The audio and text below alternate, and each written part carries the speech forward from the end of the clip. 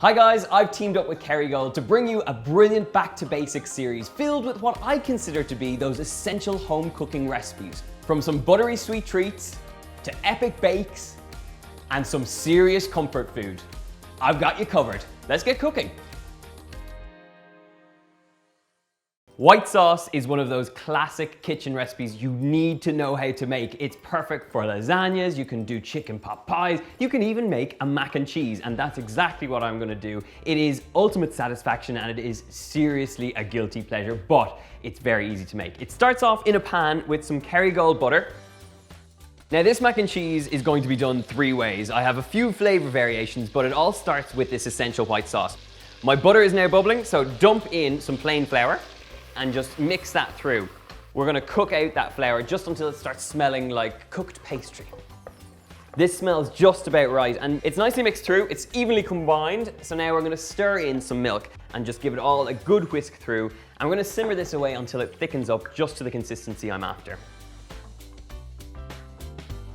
This is simmering away nicely now, and just to ensure I have no lumps, get in there with a whisk and give it a last whisk just until it's nicely combined. It's a nice smooth sauce, and at this point it is time to go in there with a touch of flavor. So just grate in a little pinch of nutmeg.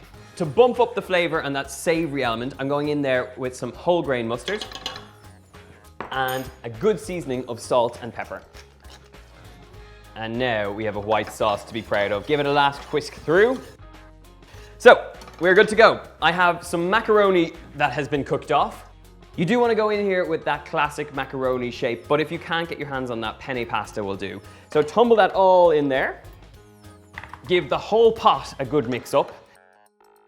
It's time for some cheese. I have a combination of cheddar cheese and I also have some Parmesan cheese. It's a nice kind of contrast of saltiness and rich tanginess. So give that a final mix through. Even if the cheese doesn't melt down completely, remember it's going into the oven, so it's going to melt down, be stringy and gooey and cheesy and all the things you want it to be. So this is looking good. We're now going to transfer this into some individual little pie dishes or whatever individual serving dishes you can get your hands on. You want to take good, generous spoonfuls of this mixture and just pile it in here.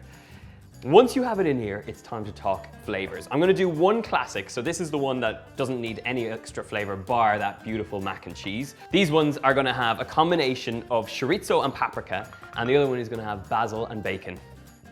With these little individual serving dishes, or even if you're doing this in one giant serving dish, make sure that you butter the sides. It'll just allow you to get this out easily when it comes out of the oven, and it also makes your washing up a little bit easier. Tumble your bacon and basil on top of this one. The other one's gonna have some chorizo and some paprika, and then just fold it all through and it's oven bacon time.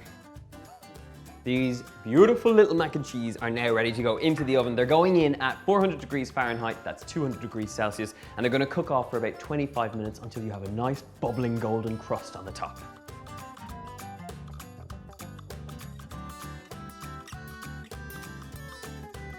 This is what I'm talking about, sizzling, golden, creamy mac and cheese. I am going to have to dive in and try some. This looks so good. And you've got 3 different variations. It's creamy, it's delicious, and it's crisp. Ooh, it's hot. But it is all of those things. It's got that pepperiness of that mustard in the creamy white sauce. It's really buttery and rich. And it's got that crunchiness over the top. I can only imagine if that is the classic I've just tasted, what that chorizo and paprika is gonna taste like, and the bacon and basil. Make sure to check out lots more of our pasta recipes, and I'll see you soon.